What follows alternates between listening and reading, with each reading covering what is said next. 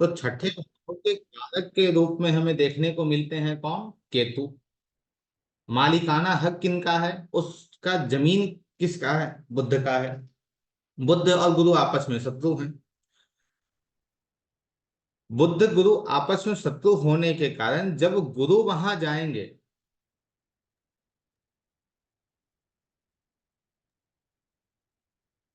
एक मिनट,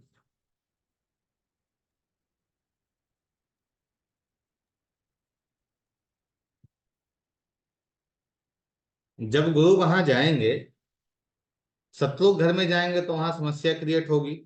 गुरु को समस्या वहां देखने को मिलेगा। गुरु को समस्या कहाँ होगा? पिता, लाल किताब के अंतर्गत सोना, धन, इन सबको समस्या देखने को मिलेगी गुरु छठे भाव में। लेकिन जहां बुध का वो घर है, उसके साथ केतु का भी है। और लाल किताब कहता है गुरु बत केतु, अर्थात जैसा कुंडली में गुरु है वैसा ही केतु होगा, क्योंकि लाल किताब के अंतर्गत गुरु का चेला केतु है। तो गुरु के चेले का घर, गुरु के शिष्य का घर कौन हो गया? आपका छठा भाव है, वहां गुरु गया है। तो इस स्थिति में यह अच्छे परिणाम को देगा। बुद्ध यहाँ परिणाम को खराब करेंगे, लेकिन ये अच्छे परिणाम को देगा। और पूर्णतः परिणाम कब खराब होंगे?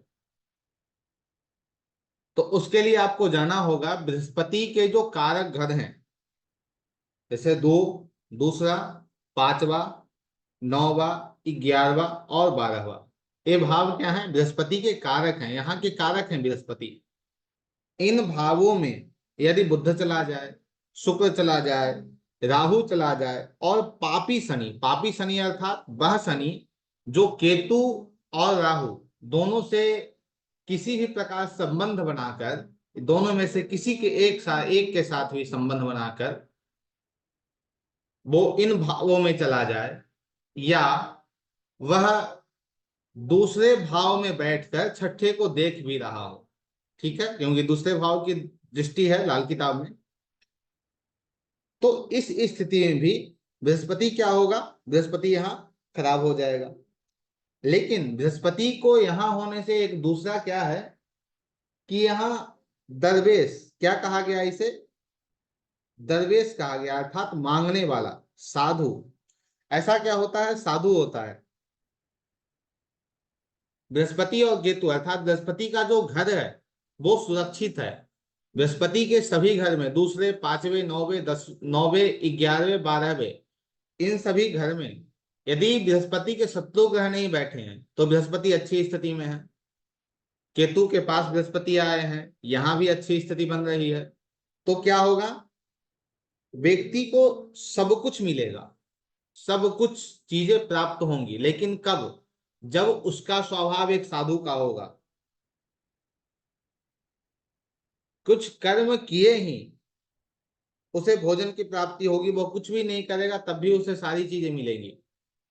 लेकिन समस्या सिर्फ वही है कि हाँ, आपको अपने आप को एक सादगी के साथ जीवन को जीना होगा। यदि ऐसा व्यक्ति शराब पीने लगे, मांस खाने लगे, तो बिल्कुल विपरीत प्रभाव देखने को मिलते हैं।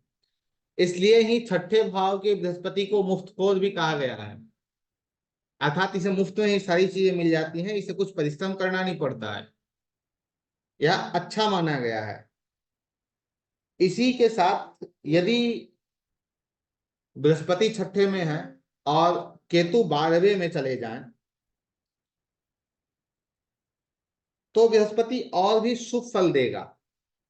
उस शुभ फल के अंतर्गत इस व्यक्ति के खुद के खानदान में, ननिहाल में चीजें बेहतर हो जाएंगी। बेहतर हो जाएंगी का तात्पर्य है कि इसके जन्म के बाद लोग धनी हो जाएंगे, उनकी समस्याएं जो जीवन में रहेंगी वो ठीक हो जाएंगी। बृहस्पति छठे में बैठा हो और 10वें घर में यदि शनि चला जाए तो जातक की स्थिति अर्थात आर्थिक स्थिति बहुत ही उत्तम होती है। छठे घर वाले बृहस्पति को कुटिया का साधु बताया गया है। जैसे एक कुटिया बनी है, पर्ण कुटिया जिसे कहते हैं, आजकल कहीं यज्ञ वगैरह होता है ना, तो उसमें भी एक यज्ञाधीश जो होते हैं उनकी एक छोटी सी पर्ण कुटिया बनाई जाती है घास फूस की। वैसी कुटिया में बैठे साधु किसे कहा गया है? बृहस्पति छठे को। तो यह आपको मन की शांति अवश्य देता है। ठाट वाट दे या ना दे, लेकिन मन की शांति देगा। इसके साथ जो केतु 11वें, गुरु 11वें की कंडीशन होती है, वही इसके साथ गुरु छठे में होगी। यह इसे जरूरत होगी तो 10 CR की भी आवश्यकता होगी तो इसे मिल जाएंगे। लेकिन इससे आप पूछने जाएं कि तुम्हारे पास क्या है, तो कहेगा कुछ नहीं हमारे पास क्या है, हम तो भाई साधु हैं, क्या होगा हमारे पास, कुछ नहीं है। लेकिन मन की शांति अवश्य ही ऐसे व्यक्ति के पास होती है। लेकिन ध्यान देने वाली बात यही है कि ऐसा व्यक्ति यदि शराब पीता हो या किसी भी प्रकार से अपनी सात्विकता को भंग करता हो, तो ये सारी चीजें खराब अवस्था में हो जाएंगी और वहां बृहस्पति खराब हो जाएगा। जैसे पराशरी के अंतर्गत आपने पढ़ा होगा कि त्रिक भाव 6, 8, 12 में बृहस्पति चले जाए तो बृहस्पति खराब हो जाते हैं। बार बार हम दोहराते इस शब्द को आए हैं कि बृहस्पति वहां खराब नहीं होते। छठा भाव काम, क्रोध, लोभ, मोह, मद मत्सर्या 6 प्रकार के अवगुण है। अवगुण में एक सात्विक प्लानिट चला गया है, वो जो यदि वो अपनी सात्विकता को खो देता है वहां, तो वो खराब हो गया।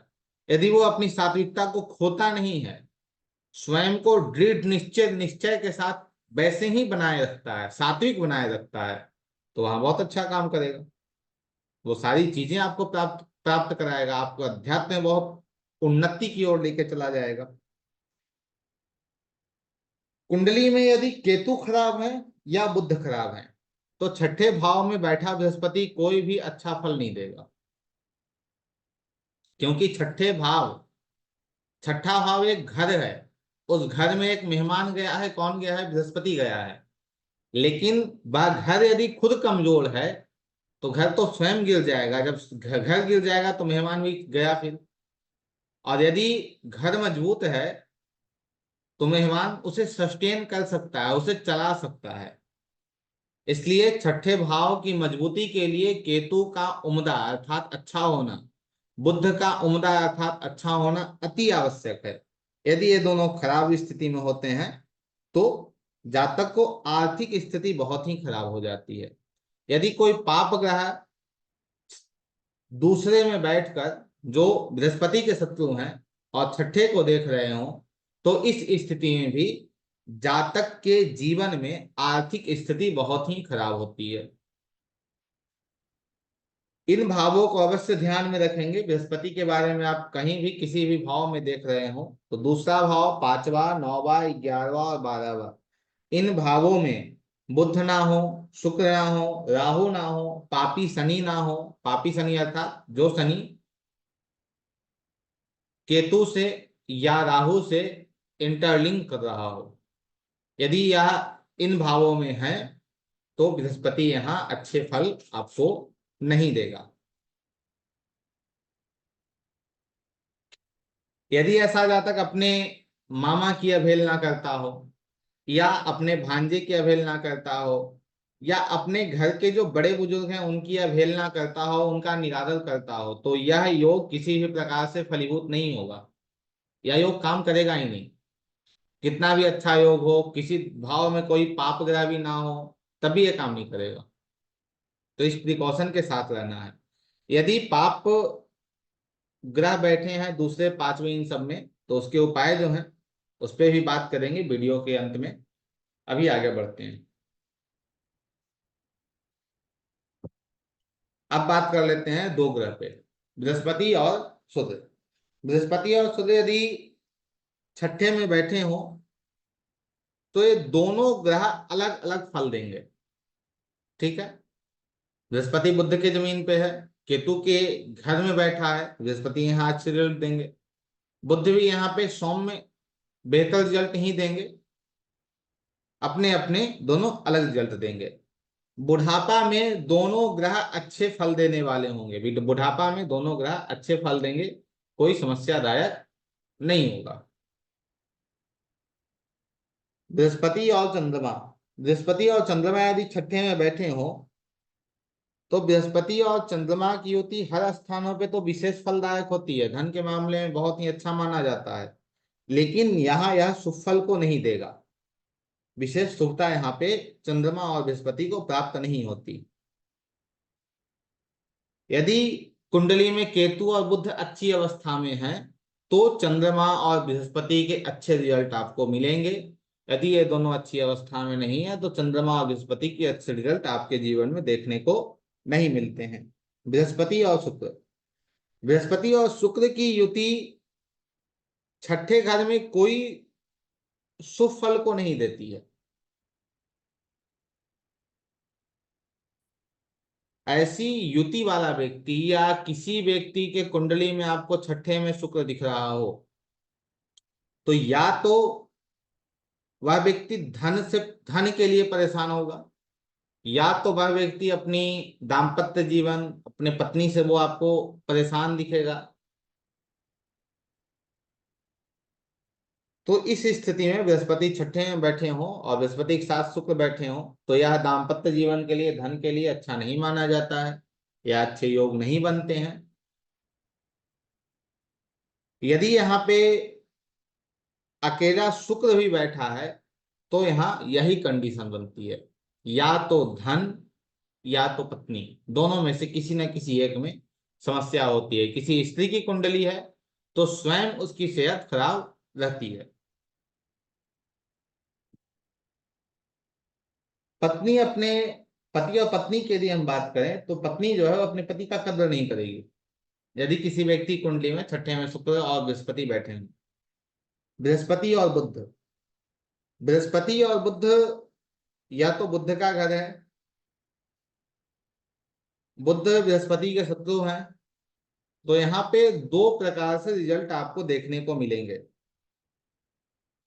यदि यहाँ केतु सुअवस्था में है अर्थात केतु अपने उच्च 12वें भाव में बैठा है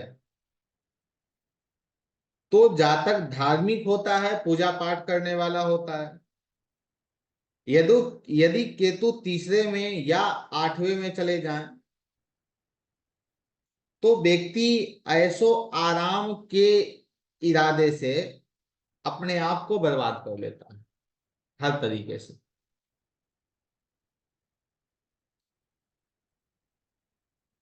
यदि व्यक्ति के कुंडली में 12वें में केतु ना हो, केतु पीड़ित अवस्था में भी हो, और यदि व्यक्ति धार्मिक चीजों से पूजा पाठ से धर्म के कृत्यों से जुड़ जाता है तो उसे केतु 12वें के फल मिलेंगे और अच्छी अवस्था रहेगी। लेकिन यदि इन कार्यों से वो नहीं जोड़ता है तो उसके जीवन में समस्या देखने को निश्चित ही मिलती। बृहस्पति और मंगल, छठे घर में बृहस्पति और मंगल की युति शुभ मानी जाती है,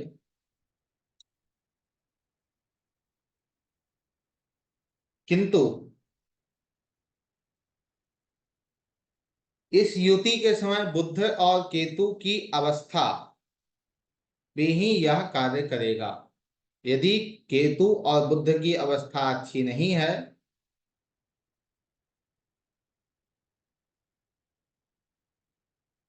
और यदि व्यक्ति बुध और केतु संबंधित चीजों से जुड़ा है तो जातक के पुत्र पे इसका बुरा प्रभाव पड़ता है। तो केतु बृहस्पति और मंगल की युति छठे भाव में फल देने वाली है, लेकिन व्यक्ति के लिए प्रिकॉशन यह है कि वह अपने जीवन में बुध और केतु के कार्य से ना जुड़ा हो। यदि इनके कार्य से जुड़ा है तो समस्या होगी। बृहस्पति और मंगल, बृहस्पति और मंगल छठे घर में बृहस्पति और शनि की, माफ कीजिए, बृहस्पति और शनि, छठे घर में बृहस्पति और शनि की युति, शनि अच्छी अवस्था में हो अर्थात पापी शनि ना हो तो यह शुभ फल देने वाला है। यदि यहाँ पापी शनि है तो यह आपको अशुभ फल देता है। अर्थात यहाँ पापी शनि होंगे तो जातक को अपनी स्त्री का या अपने पुरुष का अर्थात दाम्पत्य जीवन का सुख प्राप्त नहीं होगा, प्रोफेशन में समस्या देखने को मिलेगी। यदि पापी शनि नहीं है तो यह युति सुफलदायी होगी। बृहस्पति और राहु, बृहस्पति और राहु छठे घर में बैठे यदि, तो ये दोनों अपने अपने फल को देंगे। राहु यहां अपना सुफल देगा और बृहस्पति यदि किसी ग्रह के कारण खराब हो रहा हो, जैसे बृहस्पति किसी भाव में बृहस्पति के शत्रु ग्रह बैठे हों, 2, 5, 9, 11, 12 इन भावों में बृहस्पति के शत्रु ग्रह बैठ जाएं, तो इस स्थिति में जातक को बृहस्पति संबंधित चीजों अर्थात बृहस्पति के जो कारक हैं उसमें समस्या देखने को मिलेगी। अर्थात यह पिता के लिए अशुभ माना जाता है। यह योग अच्छा है लेकिन उन भावों में कोई बृहस्पति के शत्रु ग्रह ना बैठे। बृहस्पति और केतु, यदि बृहस्पति और केतु छठे में बैठे हो और दूसरा घर खाली अवस्था में हो,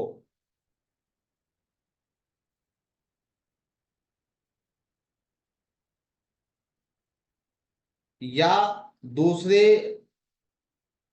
घर में शुभ ग्रहों की दृष्टियां पड़ रही हो, तो जातक की आर्थिक हालत अच्छी होती है, आर्थिक स्थिति जातक की अच्छी होती है।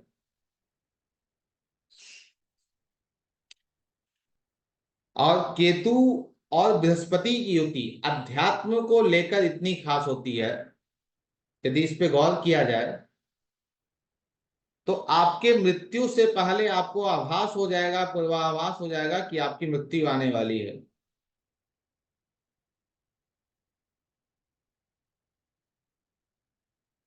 अध्यात्म के लिए बहुत ही अच्छा योग माना जाता है बृहस्पति और केतु का, यदि इसे यूज किया जाए तो, अन्यथा फिर ये कोई काम का नहीं।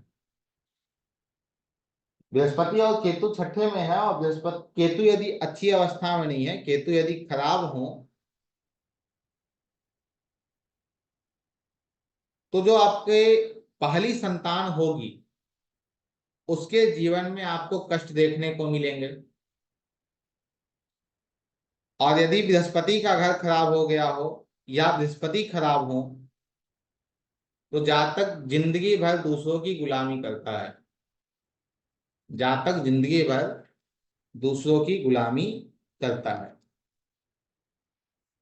बृहस्पति सप्तम, खाना नंबर 7 में बृहस्पति का प्रभाव। खाना नंबर 7 किसका है? शुक्र का है। यह मानकर चलिए जहां भी बृहस्पति या कोई भी ग्रह जाएंगे, जो उस घर का कारक है, जो उस घर का मालिक है, उसके साथ उनकी युति मान लीजिए। और उसके बाद जो उस कारक का घर है या कारक जहां बैठा है वो अच्छी अवस्था में हो, जैसे शुक्र, शुक्र कहीं भी कुंडली में बैठे हो, अच्छी अवस्था में हो। शुक्र का एक और घर है जो दूसरा घर है वो ठीक हो। बृहस्पति जिस घर का कारक है वह सभी घर अच्छी अवस्था में, उसमें पाप ग्रह नहीं हो, तो यहाँ अच्छे रिजल्ट मिलेंगे। बृहस्पति को साधु कहा गया है, लाल किताब ने इसे साधु कहा है। और पराशर के अंतर्गत भी, आप पराशरी से भी यदि आप कुंडली देखते हैं तो उसमें भी आपको देखने को मिलेगा कि बृहस्पति यदि 7वें में बैठ जाए तो जातक का जो दाम्पत्य जीवन है वो कुछ ठीक नहीं चल पाता है, उसमें भी बहुत सारी समस्या आपको देखने को मिलती है। इसलिए 7वें घर के बृहस्पति को गृहस्थ में कैद साधु कहा गया है, अर्थात एक ऐसा साधु जो गृहस्थ जीवन में कैद हो गया हो।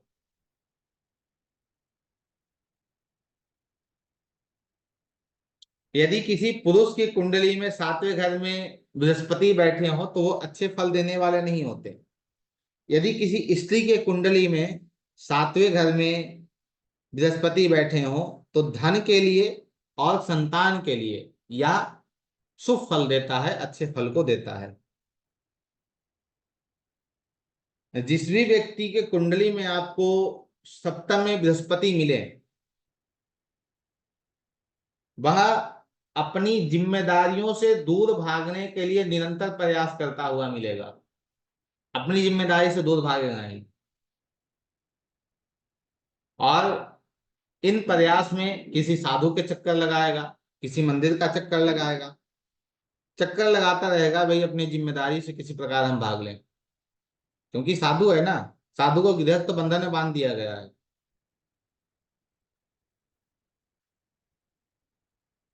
यदि ऐसा जातक अपने घर में मंदिर बनाता है या घर में ज्यादा पूजा पाठ करता है तो ऐसे जातक को पुत्र सुख की प्राप्ति नहीं होती, अर्थात पुत्र की सुख में बाधा प्राप्त होती है।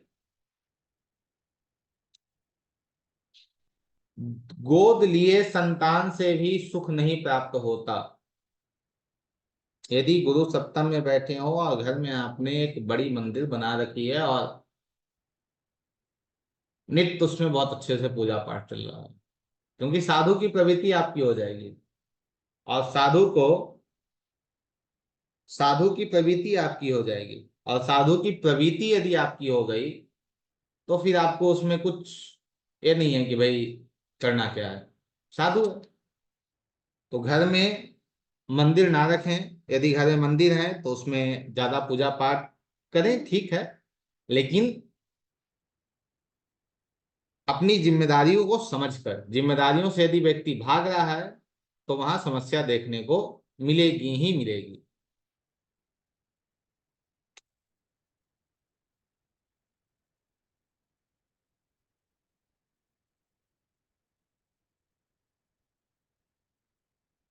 रखा घर में मंदिर ना परिवार देगा, बचे लड़का जो वो सब मिट्टी कर देगा।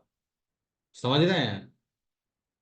यह स्पष्ट करता है कि यदि व्यक्ति घर में मंदिर को रख रहा हो तो रखा घर में मंदिर ना परिवार देगा, बचे लड़का जो वो सब मिट्टी कर देगा। अर्थात कुछ धन आपने बचा के रख भी लिया तो घर में जो आपकी संतान होगी वो उसे मिट्टी कर देगी।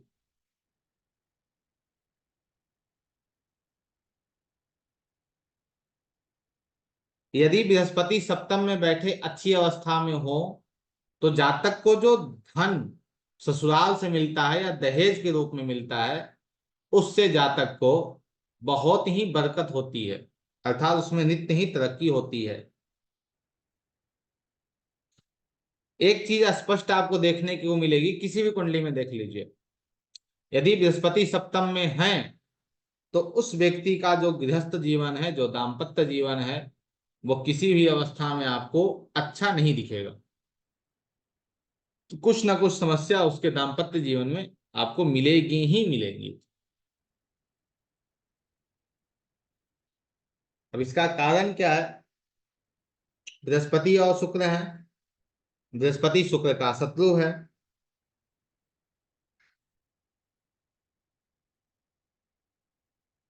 यहाँ समस्या देखने को मिलेगा। उसके बाद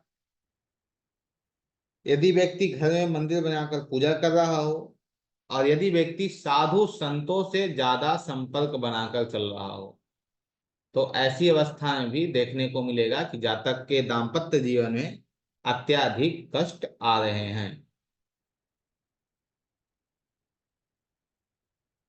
क्लास के अंत में आप लोग ध्यान देंगे, छठे और सातवें के बृहस्पति के क्या उपाय करने हैं उस पर भी बात किया जाएगा।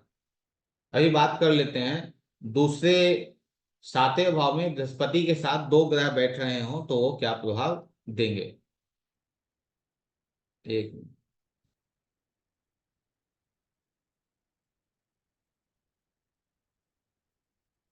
बृहस्पति और सूर्य, बृहस्पति और सूर्य यदि सातवें घर में बैठते हैं, ये दोनों अपने अपने रिजल्ट को देंगे।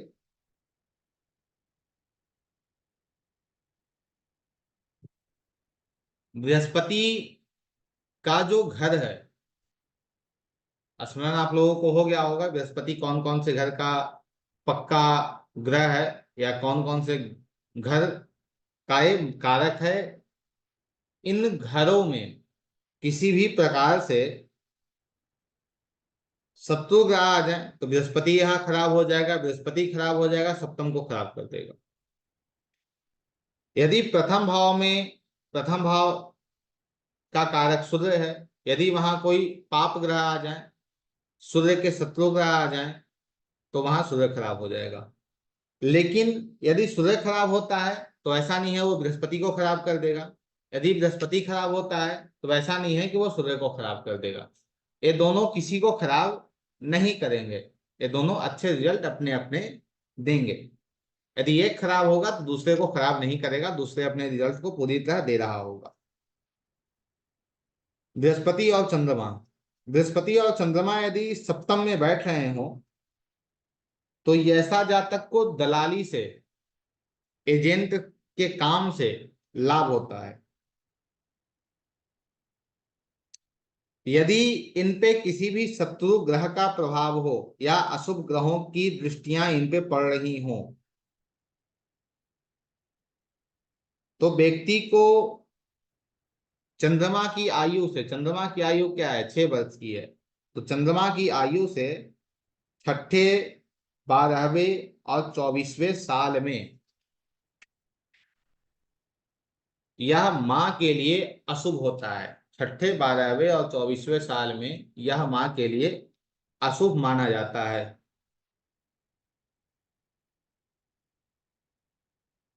ऐसे जातक या चंद्रमा अकेले भी बैठा हो, बृहस्पति के साथ भी चंद्रमा बैठा हो, तो ऐसे जातक को धन की प्राप्ति शुक्र को स्थापित करने के बाद होती है। अब शुक्र को स्थापित करने का मतलब यह है कि विवाह के बाद, यदि ऐसा जातक विवाह करता है तो विवाह के बाद ही उसे धन की प्राप्ति होती है, या बुद्ध के स्थापित होने के बाद। बुद्ध स्थापित क्या है, या वो किसी कन्या का विवाह कराए या उसके घर में किसी कन्या का जन्म हो, इसके बाद ही उसे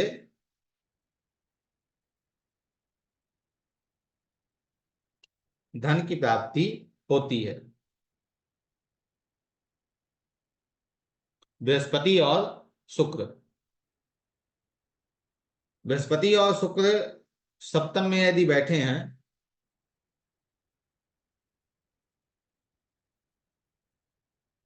यह दोनों वहां बैठे हैं, तो विशेष शुक्र का कोई बुरा प्रभाव देखने को नहीं मिलेगा।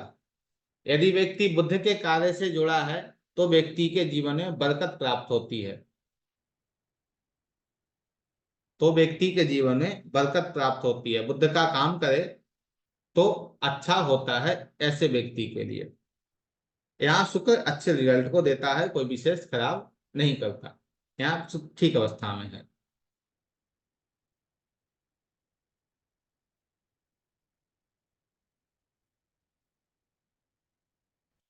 बृहस्पति और मंगल, बृहस्पति और मंगल यदि सातवें में बैठे हो तो यह कोई विशेष खास युति नहीं होती, ना ही यह विशेष कोई शुभ फल देती है। ऐसा व्यक्ति उल्टे कर्जदार हो जाता है। बृहस्पति मंगल यदि सप्तम में बैठे हो तो कर्ज ज्यादा होते हैं, ऐसे व्यक्ति के पास ज्यादा कर्ज लेता है। यह व्यक्ति मंगल के या बुद्ध के कार्य से जुड़ा हो तो उसके लिए यह बेनिफिशियल होगा, बेनिफिटदायक होगा, अच्छा होगा। बृहस्पति और बुद्ध, बृहस्पति और बुद्ध यहाँ बैठे हों तो यह सुफलदायक तो होती है, लेकिन यदि किसी लड़की की कुंडली है तो उसके लिए यह सुफलदायक है। यदि यह किसी लड़के की कुंडली है तो उसमें धन के लिए, दौलत के लिए यह अशुभ फलदायक होती है। बुध और बृहस्पति की युति सप्तम भाव में, ऐसा व्यक्ति जिसके कुंडली में सप्तम में बुध और बृहस्पति बैठे हो, ऐसा व्यक्ति अपने संतान से, अपनी औलाद से परेशान रहता है बहुत ज्यादा। या तो संतान की प्राप्ति में परेशानियां होंगी, या संतान प्राप्त होने के बाद परेशानियां होंगी, वो परेशान रहेगा ही रहेगा। बृहस्पति और शनि, बृहस्पति और शनि यदि सप्तम में बैठे हों तो, और वह व्यक्ति शनि के कार्य से जुड़ा हो, शनि के काम को कर रहा हो, तो उसे लाभ प्राप्त होता है।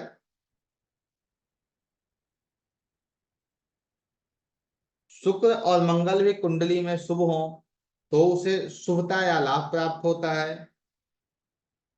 ऐसा व्यक्ति यदि किसी गरीब के घर भी जन्म लिया हो तो अपने कर्म से उन्नति को प्राप्त करता है। इसे पराशरी से जोड़ेंगे तो सप्तम में बैठा शनि, उसकी 10वीं दृष्टि जो है वो चतुर्थ भाव पे जाएगी,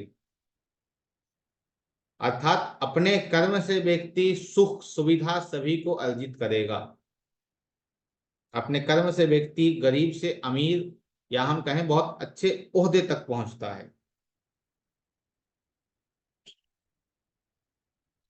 यदि कुंडली में शुक्र अच्छा हो, पापी ग्रह के साथ ना हो, तो इस अवस्था में व्यक्ति के कार्य क्षेत्र में स्त्रियों का बड़ा ही योगदान होता है, अर्थात जो स्त्रियां होती हैं उनकी हेल्प करती हैं। वो माँ के रूप में करे, पत्नी के रूप में करे, बहन के रूप में करे, वो हेल्प करती है। यदि बृहस्पति और शनि अशुभ अवस्था में हो या इनके जो पक्के घर हैं वो खराब हो जाएं, तो घर में लड़की के जन्म के समय या तो धन की बर्बादी होती है या पिता की सेहत खराब हो जाती है। किसी न किसी रूप में बृहस्पति वहां डैमेज हो जाता है। बृहस्पति और राहु, बृहस्पति और राहु यदि सप्तम में बैठे हों तो यह लाल किताबी से अच्छा फल देने वाली युति नहीं मानती। ऐसा व्यक्ति अपने कर्म से युवा अवस्था अर्थात अपनी जवानी में तो सुख प्राप्त कर लेता है,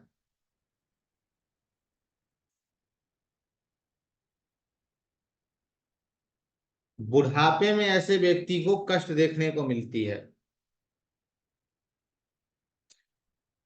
यदि पिता और दाम्पत्य जीवन अर्थात पिता और ससुर दोनों यदि जीवित हों, किसी एक को श्वास की समस्या होती है,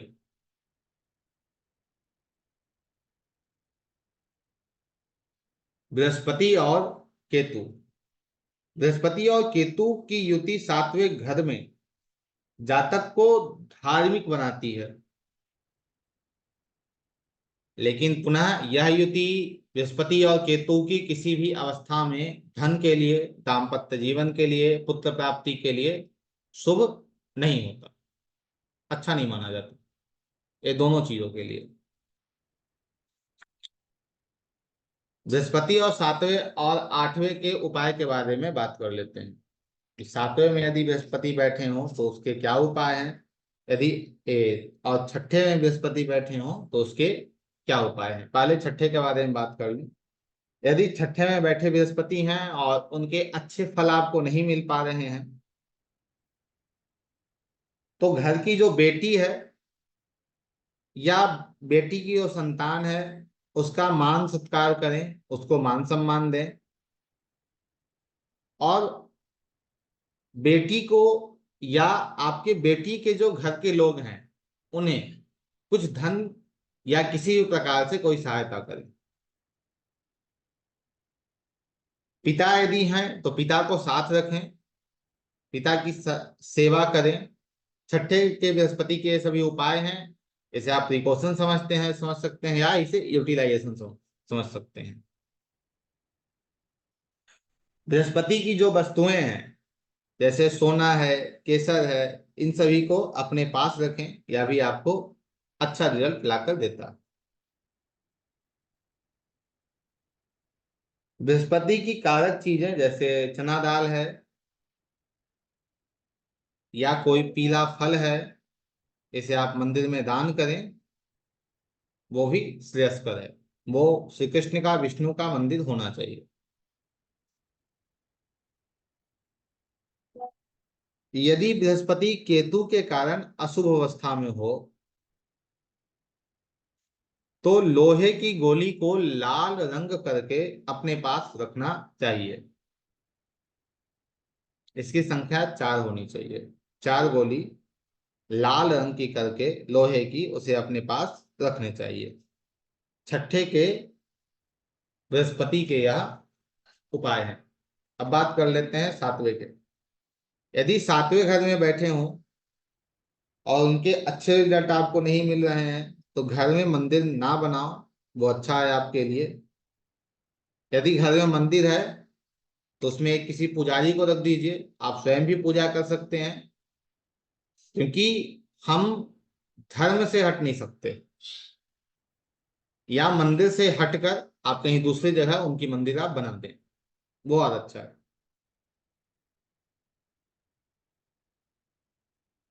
साधु संतों से विशेष कोई ध्यान ना रहे, अर्थात उनका कोई साथ ना हो।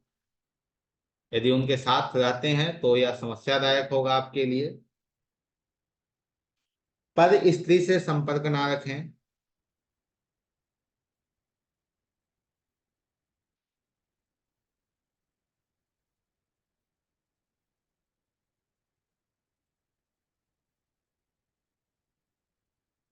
साबुत मूंग, साबुत जो मूंग है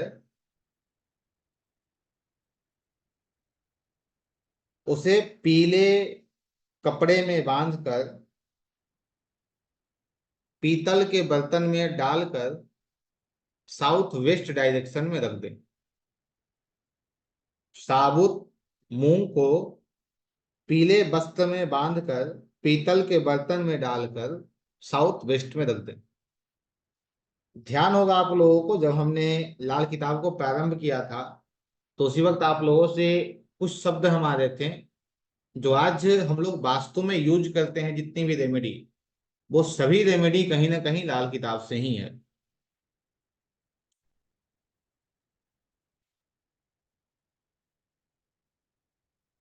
यदि बृहस्पति और चंद्रमा का उपाय की बात की जाए या सिर्फ चंद्रमा की बात की जाए तो बारिश के पानी में स्नान करना शुभ माना जाता है। तो आज की कक्षा जो है वो यहीं तक रहेगी, अर्थात बृहस्पति छठे और सातवें में क्या फल देंगे उस पर आज हमने चर्चा की। कल की जो कक्षा रहेगी उसमें हम बात करेंगे 8वें और 9वें भाव में बृहस्पति क्या फल देंगे। यदि आप लोगों का कोई प्रश्न हो तो आप बता सकते हैं।